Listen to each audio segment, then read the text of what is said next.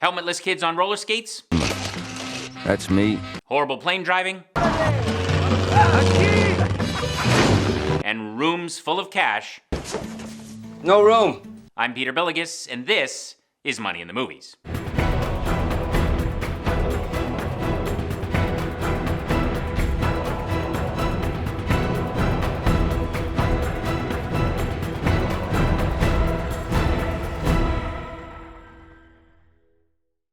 Hello and welcome to Money in the Movies, a show where we review films based on their financial accuracy.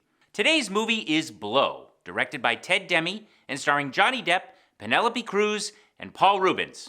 Barbie! Yes, that would be Wee Herman. I know. But he's actually phenomenal in this movie. You know who else is in this movie? Bobcat Goldthwait. Remember Zed from Police Academy? People don't know who I really am. The film is based on the true life story of George Jung, and that is a hard J, pronounced Jung, not Young. George was a small town boy who, like most kids in the 1950s, never wore a helmet when he went roller skating. But unlike most kids, George grew up to become a cocaine trafficker for the Medellin Drug Cartel. Now, I don't like to point fingers, but George Jung's high school guidance counselor really missed the ball on this one. George grew up in Weymouth, Massachusetts, but after high school, he eventually went to California and settled in Manhattan Beach with his friend Tuna. Why Tuna, you ask? I think the real question is, why not Tuna? Anyway, when George and Tuna are hanging out on Manhattan Beach, they get the idea to start selling marijuana to the beautiful beach goers. But where, oh where, do they get this marijuana? Well, that brings us to Wee Herman. Now what can I do for you guys? They start buying their marijuana from a local hairstylist/drug dealer named Derek For Real, who is played by Paul Rubens. But first, are you cops? Does he look like a cop? Turns out that Wee Herman has some pretty good stuff, and this fact is amplified by a visit from one of George and Tuna's old friends from the East Coast. You know how much money you can make with this stuff back east? Their blast from the past tells them that California marijuana is much better than the East Coast marijuana. So much better that they can sell the California marijuana in Boston and make a fortune. Sell it they do, and the demand is so high that they need to get a different supplier than Wee Herman. So we need to get to the source. George, Tuna, and the gang venture to Mexico and eventually meet a local farmer who agrees to sell them vast amounts of the drug. George and his gang of no-good-nicks begin flying in loads of the Mexican marijuana in stolen single-engine propeller planes. Their drug trafficking operation works well until George is caught and is sentenced to 2 years in a federal penitentiary in Danbury, Connecticut. Now, the goal of any Department of Corrections is to correct the former illegal impulses of the inmates. But in prison, George meets Diego, who basically says, "Bro, why are you smuggling marijuana?"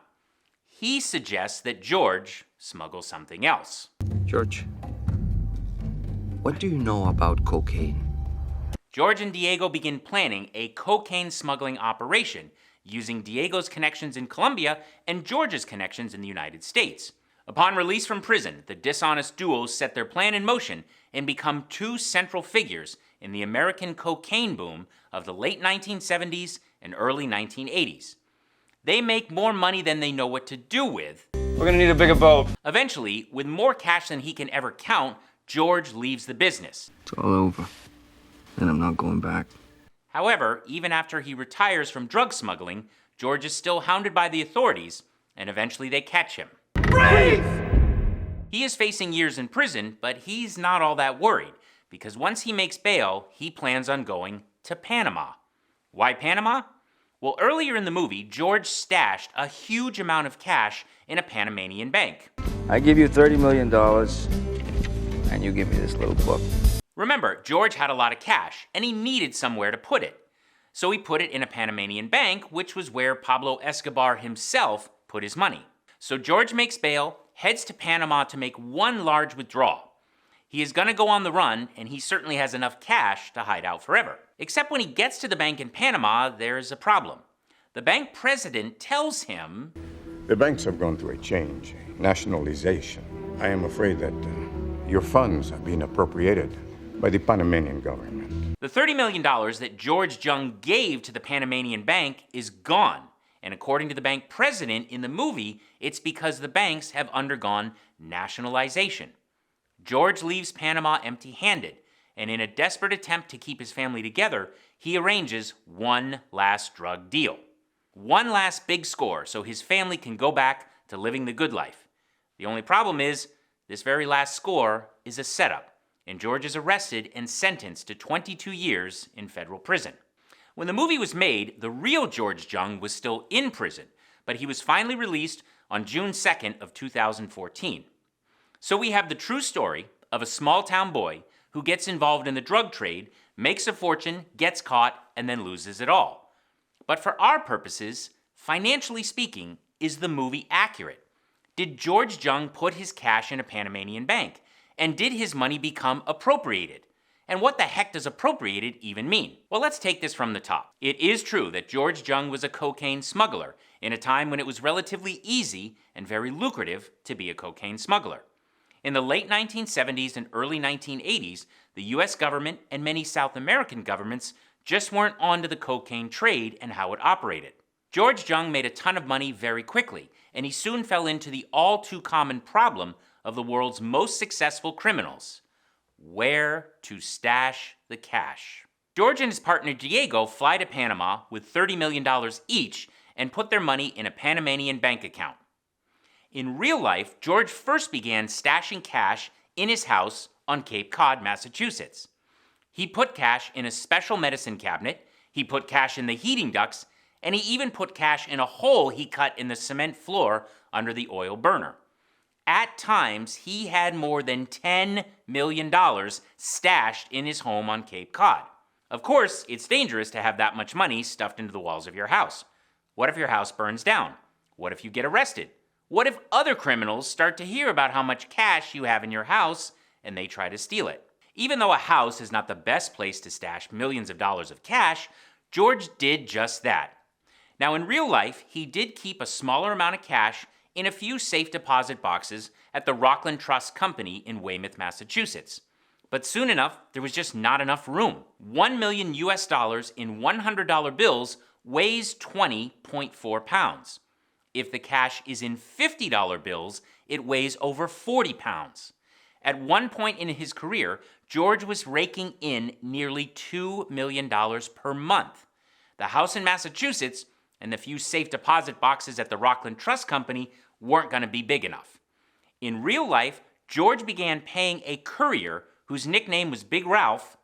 No, seriously, they called him Big Ralph. Big Ralph would take bags of George's cash and bring it to banks primarily in the Cayman Islands and Panama.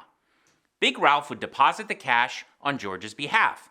The banks would just accept the money, no questions asked, but they did charge a 1% counting fee.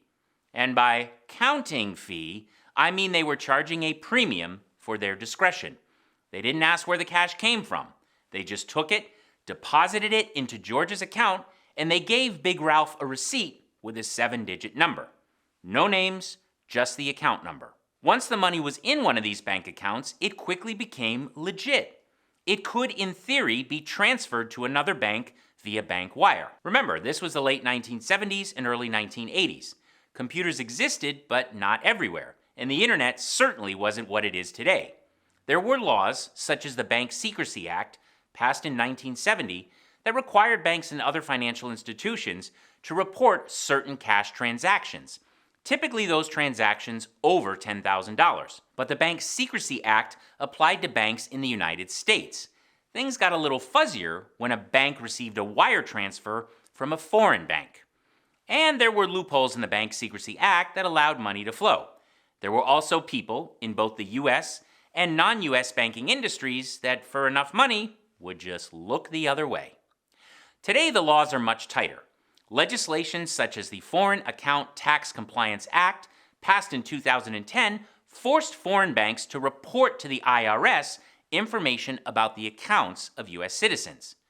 So while regulations are tighter today, and technology is better today, in the late 1970s and early 1980s, stashing your cash in a foreign bank was a pretty good way to hide your money. At least it was a good way to hide it from the US government. In the movie, Johnny Depp's character, George Jung, goes to Panama to retrieve his money. But he is told that the banks have undergone a transition, a nationalization, and that his funds have been appropriated by the Panamanian government. So in the movie, the US government didn't take his money, the Panamanian government did. Could this happen? Did this happen? Well, the first question is, could this happen? And the answer is yes. In the movie, the terms the bank president uses in his explanation to Johnny Depp are nationalization and appropriation. Nationalization is the process of transferring ownership and/or control of a particular asset or industry from private ownership to government ownership. Appropriation is just a fancy word for seizure. Nationalization is nothing new. In 1917, U.S. President Woodrow Wilson nationalized all of the railroads, except local city lines, under the authority of the Army Appropriations Act of 1916. This is an example of the government nationalizing an industry. By the way, that is not Woodrow Wilson. In 1933, United States President Franklin D. Roosevelt signed Executive Order 6102, which forced all United States citizens to sell their gold back to the federal government at a rate that wasn't exactly fair market value. This is an example of the government nationalizing an asset as opposed to an industry.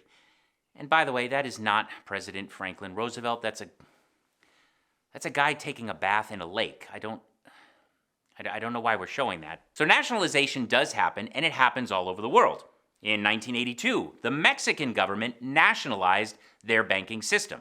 However, what was going on in Panama in the 1980s was a little different. In 1983, Panama was taken over by Colonel Manuel Noriega, who established himself as the de facto ruler. As you may already know, de facto is Latin for no one actually voted for me, I just have the military on my side, so go ahead and call the president, I'm really in charge. As the commander of the Panamanian Defense Forces from 1983 to 1989, Noriega called the shots. Noriega was accused and eventually convicted of many things, one of which was laundering money for the drug cartels. But Panama's banking industry began well before Noriega. Since 1919, Panama has been writing its banking laws to make it easier to receive foreign money. At the time, this had nothing to do with drugs. It was more of an attempt by Panama to position itself as a tax haven. In 1983, when Noriega took over, things changed. He did, in essence, nationalize the banks to make it easier for drug smugglers, particularly the Medellin Drug Cartel, to launder their money through Panama. But since Noriega was never an elected ruler, more of a dictator, it's not as if he had the backing of the government behind him. He just kind of did what he wanted to, and the government, fearing his wrath, pretty much just went along. Now, in the movie, George himself, played by Johnny Depp, goes to the bank. In real life, George was in prison at the time, so he didn't go personally. He sent a lawyer to go on his behalf. The lawyer was gone 10 days and came back saying the account was empty. Now, it's a little unclear in the movie about exactly when George Jung tried to get his money out of the bank, but I believe it was before 1988. According to the book Blow, written by Bruce Porter, and upon which the movie was based, the lawyer that George sent down was simply told the money had been taken out without George's permission. But according to the movie, George was told the banks had become nationalized. In 1987, the banks in Panama weren't nationalized, but they were shut down completely in March of 1988 by order of the Panamanian government. This wasn't the government taking over, it was simply the government telling the banks that they needed to temporarily close because the Central Bank of Panama could no longer provide the commercial banks with money if they needed it. That was all the commercial banks needed to hear. When they learned they couldn't get money from the central bank, they shut down.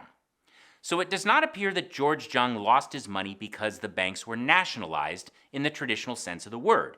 It appears Noriega and his gang of goons went in and took the money. It's also a little difficult to get to the bottom of this. In this YouTube interview, the real-life George Jung hints that he may have had some additional funds elsewhere, but he's not about to draw a treasure map for the interviewer. And remember, this was, after all, drug money, and at the time, George was in prison looking at 15 years. No doubt the cartels and the corrupt officials in the Panamanian government knew that George was in prison. Did they think, hey, this guy's not getting out for 15 years, he's got all this cash, let's just take it? I mean, who is he going to complain to? Is he really going to say, somebody stole my drug money and that's not fair? According to the book, George mentions that he had heard of this happening to other smugglers. They stashed their cash in Noriega land and it disappeared. So what can you and I learn from the movie Blow, at least financially speaking? Well, a few things. Number one, stashing money in a foreign bank account is much harder today than it was in the 1980s because of new legislation, such as the Foreign Account Tax Compliance Act. This idea of a foreign country being a tax haven is a bit of nonsense for most people like you and me. There are much better, much simpler, and perfectly legal means of lowering your tax bill, such as saving in an IRA or 401k, buying a home, or maybe putting a rooftop solar array on your existing home. But perhaps even simpler, the movie Blow reminds us of just what might be the second most important word in all of personal finance, and that word is diversification. Never have all your eggs in one basket. By the way, what's the most important word in all of personal finance? Well, just watch this video to find out. But the second most important word, I think, is diversification. According to the movie, George put all of his cash in one place and it was taken from him. Now, I know you and I are not drug smugglers trying to hide cash. At least, I hope not. I mean, I'm not. I hope you're... What were you doing last Wednesday anyway? We're not drug smugglers, but consider Celsius, the cryptocurrency lender. In June of 2022, they suspended all transactions and withdrawals across their network. In short, Celsius locked up about $12 billion in assets. No one could get their money. Now remember, this isn't a case of, oh fine, I guess I'll just sell out at a loss. This was a case of, sorry, you are not allowed to withdraw anything. In September of 2008, the primary reserve fund was a money market fund that broke the buck, meaning the values of its shares dropped below $1. When this happened, the fund suspended all business for 7 days. After that, the fund went into liquidation, further delaying investors from getting their money. In 2018, the Swiss investment firm GAM Holdings imposed a freeze on one of its funds when the fund manager was suspended by regulators. And of course, people who had their money in Bernard L. Madoff Investment Securities LLC, well, after a decade, they still haven't gotten all their money back. There is a simple strategy that financial advisors hate to talk about. Seriously, I'm guessing you have never heard of this before. And it's something called administrative diversification. Most advisors and bankers want you to have all of your money in one place, with them. Everything at their bank, everything at their investment firm. But just as we shouldn't have all our money in one investment, we shouldn't have all our money in one place. Sometimes bad stuff happens administratively, and our money can suffer. Yes, it is true that when you pool your money in one place, you often get a discount. Banks waive monthly fees. And some investment advisors won't even talk to you until you have at least $1 million or more to invest with them. But our old friend Johnny Depp reminds us that having a little money in a place other than where the majority of our nest egg is can go a long way in preventing financial ruin. Is General Manuel Noriega going to steal your money? No, he's dead. But identity theft is the fastest growing crime in the world, and identity criminals are trying to steal your money every hour of every day. The good news is that if your money is stolen through identity theft, both the authorities and the banks will help you get it back. But as I travel around meeting people at my speeches, I have personally met folks who have been victims of identity theft where they had to wait days or weeks or even months to get their money back. It would have been easier on them if at least some of their money was at a different financial institution. They could have protected themselves through administrative diversification. So is the film accurate? Well, it appears that the banks were not nationalized in the traditional sense of the word. It appears that some nefarious withdrawals were made by Noriega and his crew. Knowing that the account contained dirty money, and that at the time George was serving a 15-year prison sentence, they probably took the money under the wink wink banner of nationalization. Remember, according to the book upon which the movie was based, George Jung had heard of this already happening to other drug smugglers who put their money in Panamanian banks. The country's banks were closed in March of 1988 because Panama's central bank, Banco Nacional, could no longer supply commercial banks with money if they needed it. But based on my research and what was covered in the book, I do not believe the movie is accurate in its portrayal that nationalization of the banks was the reason George Jung could not get his money. For that, film and finance fans, I'm going to give the movie Blow 1 out of $3 signs. If you enjoyed this episode, please hit the like button and consider subscribing to the channel. And if you have an idea of a movie I should review for its financial accuracy, please let me know in the comments section below. I'm Peter Billigus, and this is Money in the Movies.